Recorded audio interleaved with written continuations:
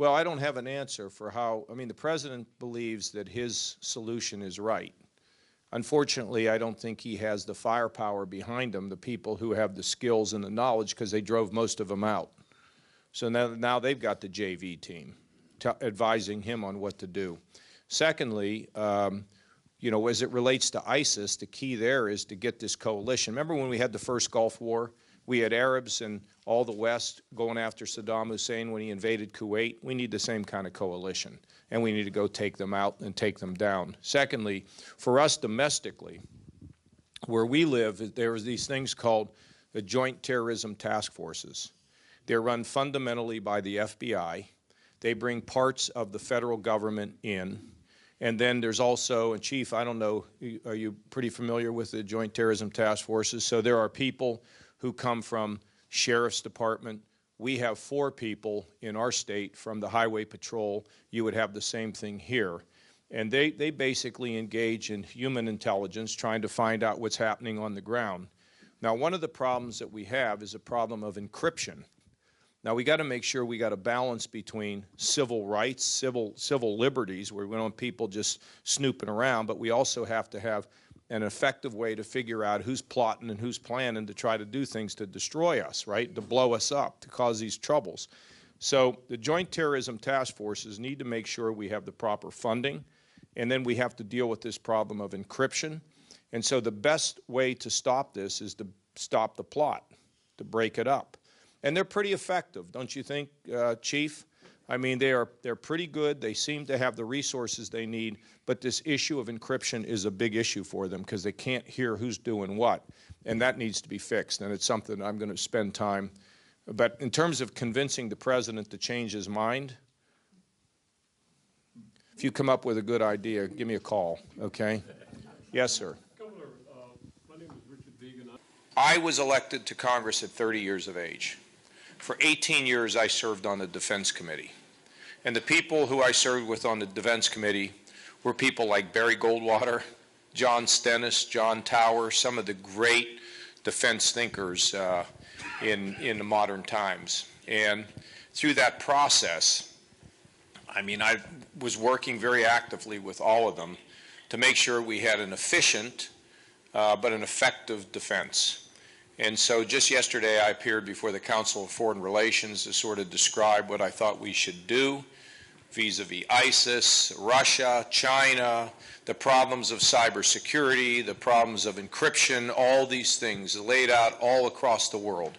Now, what we want to do to keep people safe, we need to make sure that our law enforcement people have the tools they need to disrupt plots. And right now, you're a 15-year-old and you know about encryption, don't you, where you can communicate in secret.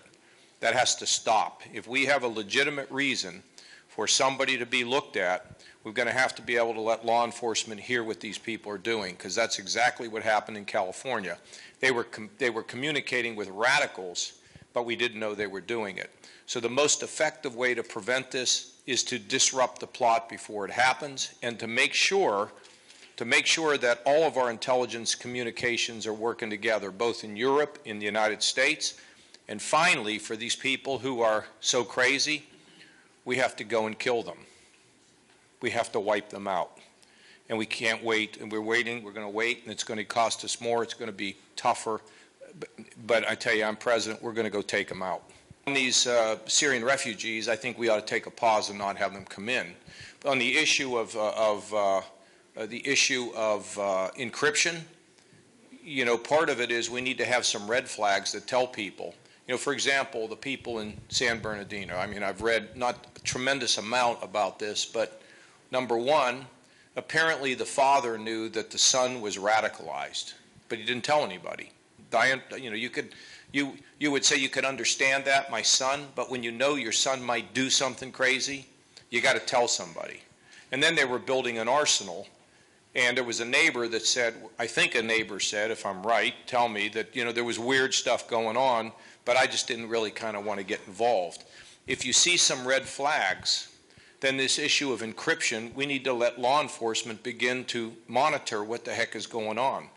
So I also believe that in most cases, you have to go to some sort of a judicial body if you're going to really be listening. So I think it's a balance. Now, do you know who Jack Bauer is? In a Jack Bauer moment, 24, then we just got to use common sense. If it's a crisis, you got to do what you got to do. But we don't want to violate people's civil rights, but we also want to have security. And I'll tell you why. If you do not use common sense and work together, if we have more of these attacks, then I am very worried that the reaction is going to be really, really strong. So we got to prevent them. And we prevent a lot of them. It's just that our law enforcement has to have the tools. And I've got law enforcement that works on the Joint Terrorism Task Force. I mean, that's run by the FBI, that includes local law enforcement and statewide law enforcement, and they do a heck of a good job. Chris, if they go on the Council on Foreign Relations website, can they see my talk? Yes, or they can go to your YouTube channel. Oh, okay, well, how would they do that? Go to YouTube, Google John Kasich. What? Go to YouTube, type in John Kasich, and then there's a channel that will have your speech on. Okay. Or they can go to the CFR website. They don't know what CFR is. Or they can Google Council for Foreign Relations. I spoke yesterday for about an hour and laid out a whole comprehensive plan. Now, here's what I would do. I was there when we went to war in the first Gulf War. I actually went to the desert and met with the troops. And I'm out in the middle of this desert, and I'm talking to the troops. They said, "How's it going out here?" Because we don't know whether we're going to go or not. What's clear is that we had faulty intelligence. I don't know how it happened. I have no idea how they discovered, how they thought they had something that they didn't have. That gets to be about human intelligence as well, which we crippled in many parts of the world. You got to know what's happening on the ground. The reason why, if there had not been weapons of mass destruction, if we hadn't thought they were there, the reason I wouldn't go is because I don't want the country to get in the middle of a civil war. I mean, you've got the Sunni, the Shia, and the Kurds. They don't belong together. They don't exist together. And they're now talking, anytime you talk about that whole Middle East, you have to understand that division, which has existed, well, forever. Ali, who was a Shia, they say assassinated in Karbala, which is a city in Iraq. I can guarantee you there's not another person running for president that knows where the heck Karbala is, or Ali. I didn't study it on the way over here. I know it. And there has been a division and a revenge that has existed between those sects. And to get in the middle of it would be like you and I leaving here tonight, flying to some place and walking into an alley where there's a knife fight going on. You and I aren't going in that alley, are we? Because we're not going to stop it. So we walked our way into a civil war. And when we first went to Iraq the first time to push Saddam Hussein out of Kuwait, we had the Arabs and we had the West. And I remember, because I have a friend who's the former Egyptian ambassador to the United States, and he stood in the Rose Garden and said, "We're all going." And then we pushed Saddam out, and we worked against Saddam, and the first George Bush stopped. Do you remember what people said? He should have finished the job. No, he shouldn't have. There was no job to finish. Because they knew, the people around him knew, if we go in there, we're going to own that place. Now, you know how Iraq got put together? After World War I by the world powers. They didn't know what they were. Just stuck here, draw these lines. Okay, you know what's going to happen? That whole region's lines are going to be withdrawn at some point. What I've always felt in Iraq was let the Sunni stay, let the Shia, and let the Kurds divide into three. And a lot of that is same true in Syria. So now we have advisors in Syria. I don't want the United States to get in the middle of a civil war in Syria. Can we help the people who are opposed to Assad? Absolutely. But I am not for getting us in the middle of a civil war. I'm for destroying ISIS, as you heard the other night, but that doesn't include being in the middle of a civil war.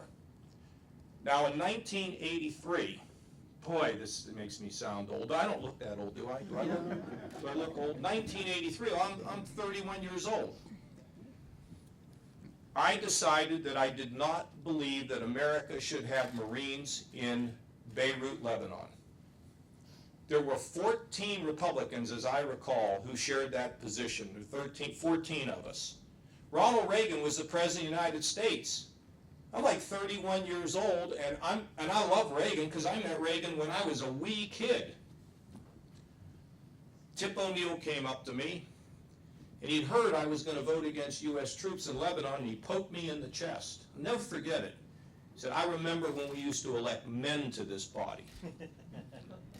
The barracks were blown up, and Tip O'Neill went on television and blasted Reagan for having troops there. And we left. It was a searing moment for me. I'll tell you a couple other things I learned that year. We had Marines in the barracks in Beirut, and the guards, as I recall, did not have bullets in their guns. You know another thing I learned?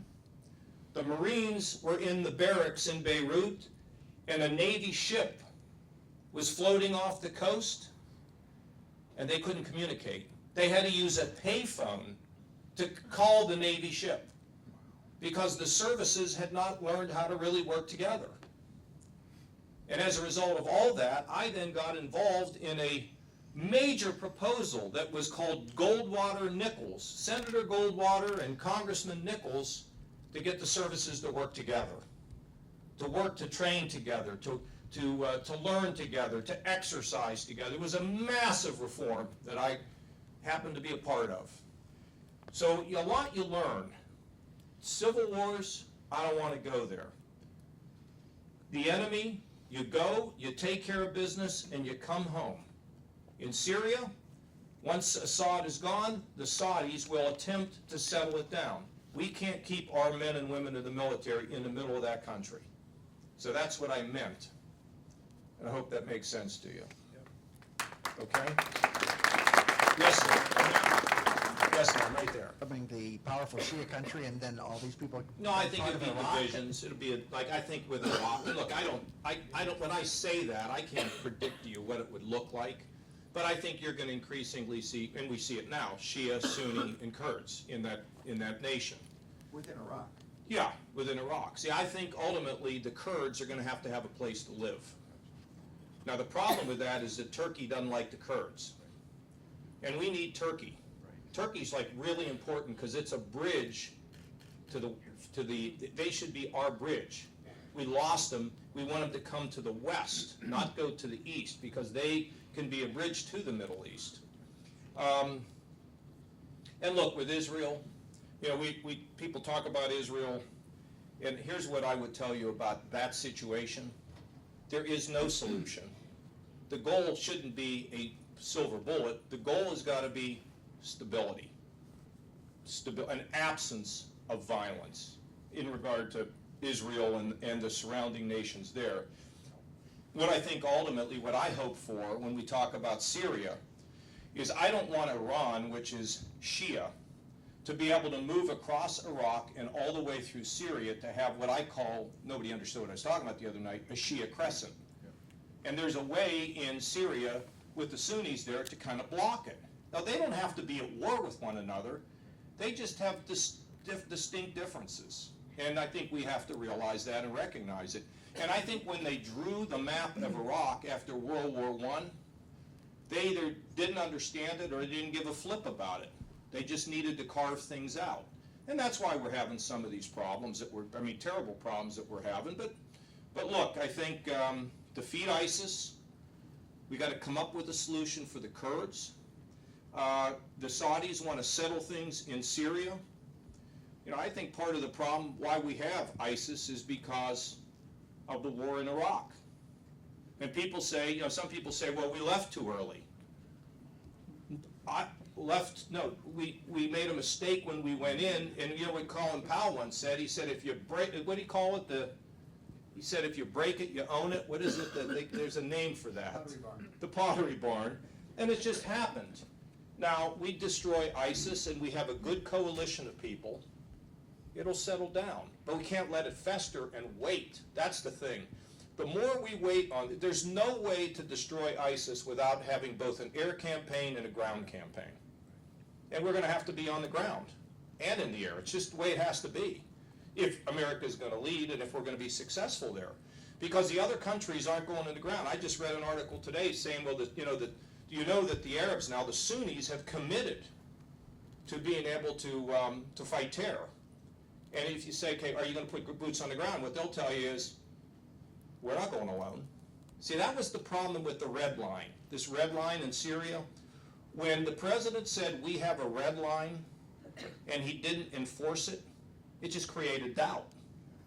And these countries they're nervous to begin with. Now all of a sudden, where is America? Can we trust America? And that's the problem we got into with the red line. Other people had other reasons for it. That's what concerned me about it. So, sir, what I think is you will see shifts and changes, but by and large, I think ultimately in Iraq you're going to see, basically, it'll either happen formally, which it probably won't, or it will be an informal division of that country, which it is basically now. I never thought we might have to use these nuclear weapons, which, mutual assured destruction probably convinced us we didn't would have to. But once that enemy came down, it was like, now what do we do? And then I think we did not recognize early enough the issue of this radical terrorism, the jihad, radical jihad.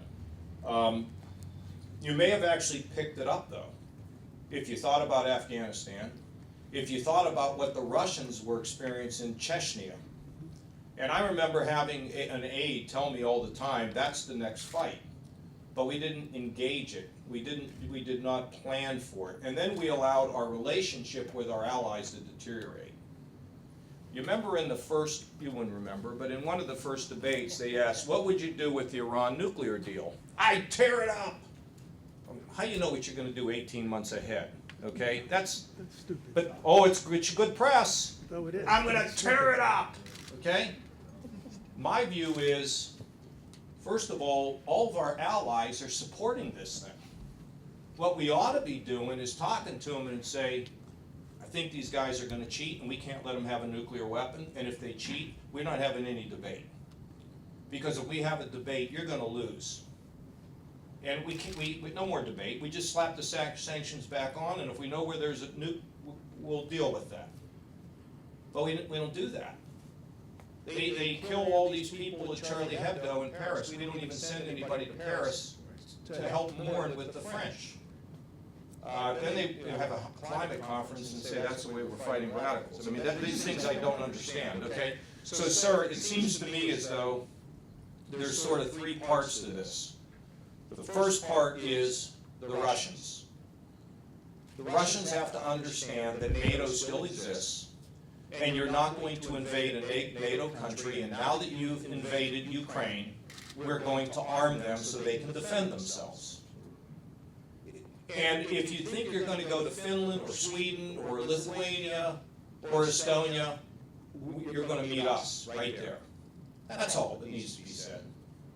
And then try to work out some sort of a framework over there in Central Europe.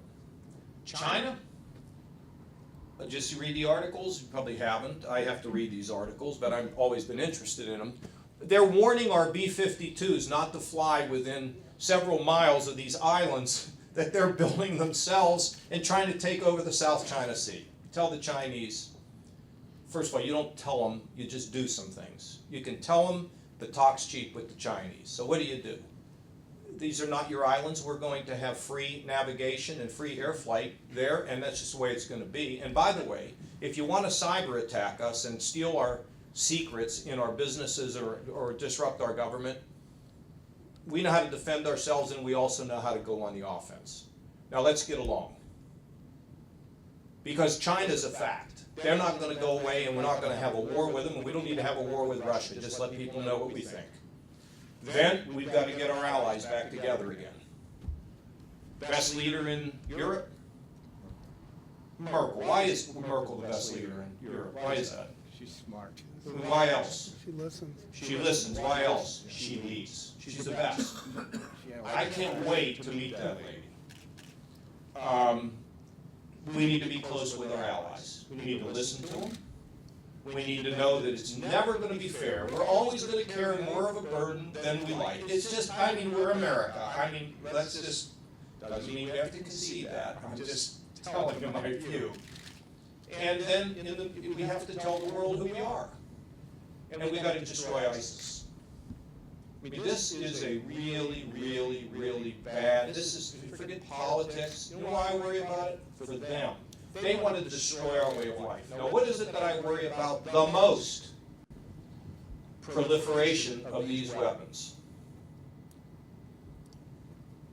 And you know, I don't even worry about proliferation of these weapons in the hands of a country that I know where they are. I worry about it in the hands of people who do not have a country and do not wear a uniform. Who would I be talking about? Hamas, Hezbollah, al-Nusra. That's what I worry about. ISIS, you think they would ever hesitate? This radical, deranged ideologue says they get somewhere, they get a reward for destroying us. That's why we have to take them out. I don't like to talk about having to go, I mean, I had a vote on war. You think I want to vote this? But we have to do this. And the longer we wait, the more dangerous it'll be, and the more dangerous it'll be, the more complicated it'll be, and the more we will lose. And I completely and totally disagree with the strategy of the president and his people. Because I've seen it all. It's time to go. And then tell the world who we are. Tell them what it means to have equality for women and respect for education and science. Tell the world. We used to tell them. We stopped telling them. Go tell them. And then deal with these groups and rebuild our intelligence. Now, peace on earth? Maybe for Christmas. But it's always going to be these problems. We just have to manage them. Peace comes later. Not here. Manage them, though. And you were right, we have been adrift, and as a result, we've created voids, and voids have been filled by things that are not in the interest of civilization. Not America just, but civilization. Yes, sir. Yes. I'm a native of Ohio. I've lived in New Hampshire for the past 40 years, but my brother and sister still live there. Ohio's economy back. I know how bad it was. You're starting strong. 2008. Keep going. I know what it's like today. I was in Columbus in 2008. I was in Columbus last winter. It has improved significantly as well. So congratulations. You have accomplished something as an executive, and I appreciate that. You also have the legislative and defense background I think that we need in a presidential candidate. How would you handle the Syrian refugee crisis today? What's America's role? We got to figure out a way to vet them, sir. You know, look, one of the things that always worries the people who support me in politics is sometimes Kasich's heart's so big, okay?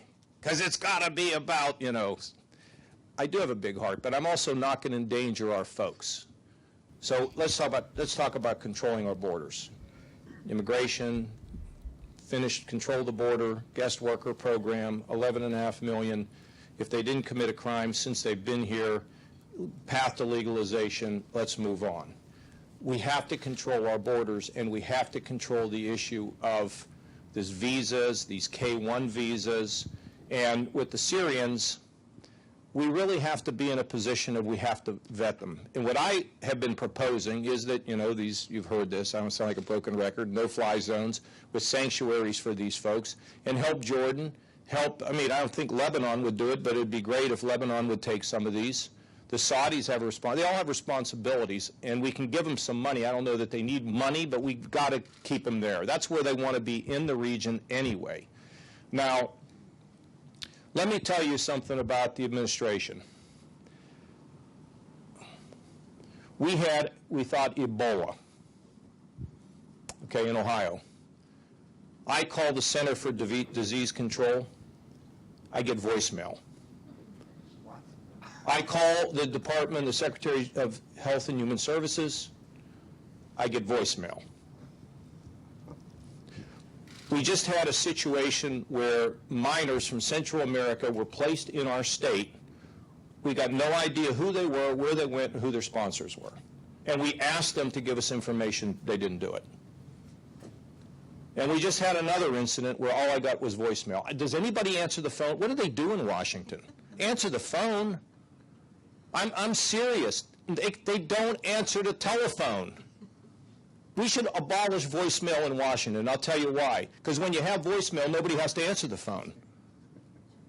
And I don't think we have the capability now to figure out who they are. Now, if we can get the FBI and all the intelligence people to say, these people here will be safe and here's where they'll go and work with us, I'm fine with that. But I don't trust them now on this. It's not like I'm not like telling you,